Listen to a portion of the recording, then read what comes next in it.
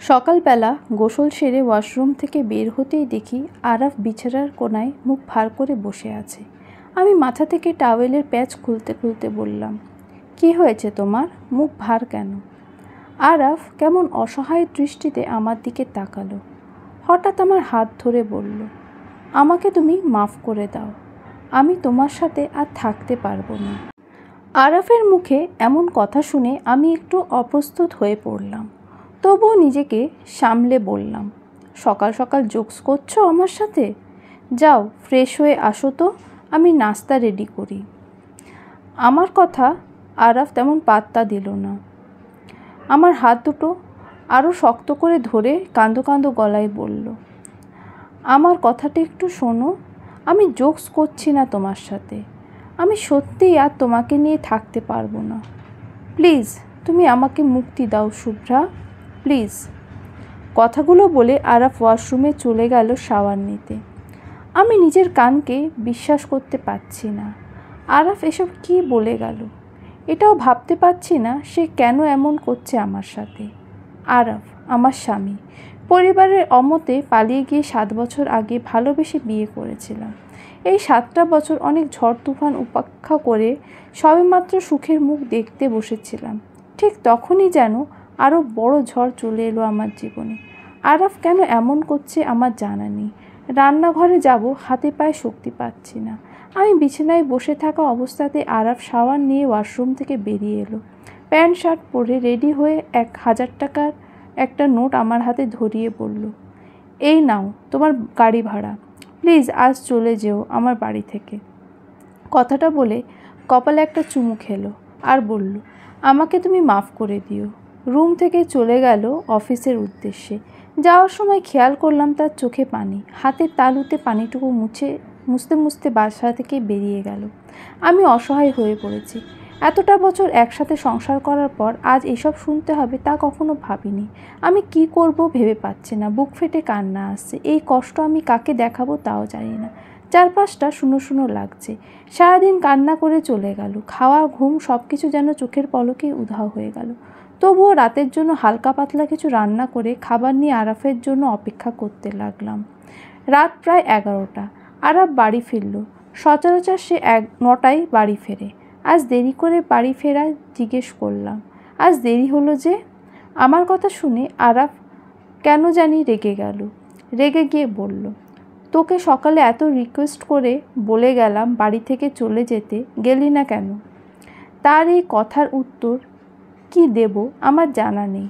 আমি আবারও কাঁদতে লাগলাম, অথচ সেদিকে তার কোনো খেয়াল নেই।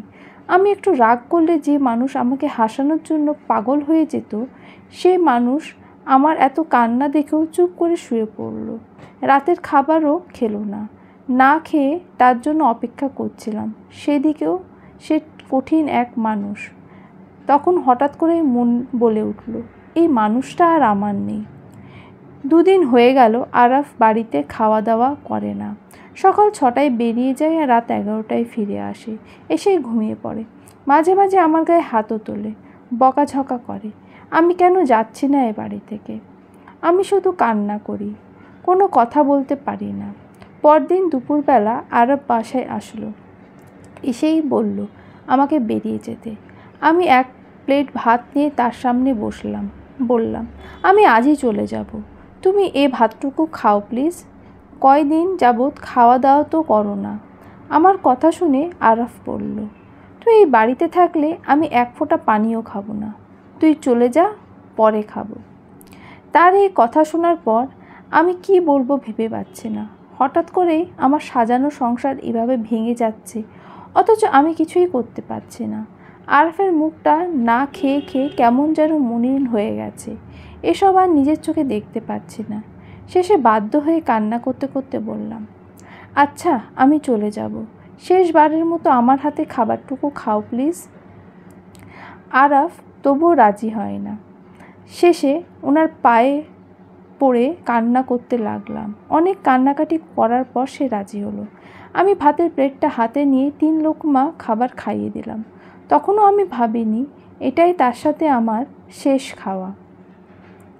পরদিন সকালবেলা হঠাৎ মেসেঞ্জারে মেসেজ আসার শব্দ পেলাম। মেসেজটা ওপেন করতেই দেখি আমার স্বামী আরাফের অপরিচিত একটা মেয়ের সাথে অন্তরঙ্গ ছবি। তখন বুঝতে পারলাম আরাফ আর আমার নেই, অন্য কারোর নেশায় জমে আছে। নিজের প্রতি কেমন ঘৃণা হতে লাগলো। যে হাতে সে আমাকে ছুঁয়ে থাকে সেই হাতে আবার অন্য নারীকে স্পর্শ করে। আর এক মুহূর্ত দেরি করলাম না, আরাফকে না জানিয়ে চলে এলাম তার বাড়ি থেকে। এরপর থেকে কোনোদিন আর আরাফের সাথে আমার সাক্ষাৎ কন্ট্যাক্ট হয়নি। আরাফও চেষ্টা করেনি। তার বন্ধুদের কাছে শুনেছিলাম আমি চলে আসার দুদিন পরই আরাফ নতুন বউ নিয়ে বাড়িতে ঢোকে। সেখানে আমার আর কোনো জায়গা নেই। তারপর কেটে গেল 2 বছর। পড়াশোনা শেষ করে আমি এখন ছোটোখাটো একটা জব করি। নতুন করে সংসার বাঁধার আর সাহস হয়নি। বিছানায় বসে ফেসবুক চালাচ্ছি, হঠাৎ একজনের ছবি দেখে চোখ আটকে গেল। একটু ভালো করে খেয়াল করলাম, এ আর কেউ না, যার সাথে আমার জীবনের সেরা সময়গুলো কাটিয়েছিলাম, আমার স্বামী আরাফ। অসহায়ের মতো হুইল চেয়ারে বসে সাহায্য প্রার্থনা করছে। দেখেই বোঝা যাচ্ছে হাত পা নাড়ানোর ক্ষমতা নেই, প্যারালাইজড, মুখে কথাও বলতে পারে না, বাঁকা হয়ে গেছে। কেউ একজন ছবি তুলে সোশ্যাল মিডিয়ায় সাহায্য চেয়ে পোস্ট করেছে। কিছুক্ষণ পর একটু খোঁজ খবর নিয়ে জানতে পারি নতুন বিয়ের 1 বছর পরই আরাফ তার শারীরিক শক্তি, বাকশক্তি হারিয়ে অকেজো হয়ে গেছে। তার নতুন স্ত্রী তাকে ফেলে অন্য কাউকে বিয়ে করে তারই বাড়িতে সংসার করছে, আর সে প্যারালাইজড হয়ে রাস্তায় রাস্তায় খেয়ে না খেয়ে দিন পার করছে। আরাফের এই অবস্থা দেখে আমার কষ্ট হওয়ার কথা থাকলেও আমি মোটেও কষ্ট পাইনি, বরং আমার মন বিজয় উল্লাসে মেতে উঠল। এতদিন বুকে জ্বলতে থাকা দাউ দাউ করা আগুন যেন নিমেষেই বরফের মতো ঠান্ডা হয়ে গেল। ঠিক তখনই মনে হলো এই পৃথিবীতে কেউ কাউকে ঠকিয়ে আজ পর্যন্ত সুখী হতে পারেনি। যে ঠকায় সেও ঠকে, দুদিন আগে বা পরে। Allah is the best planner. Motivation: Allah সাময়িক ছাড় দেন কিন্তু ছেড়ে দেন না। একদিন না একদিন মানুষ তার পাপের শাস্তি ভোগ করবেই। সমাপ্ত।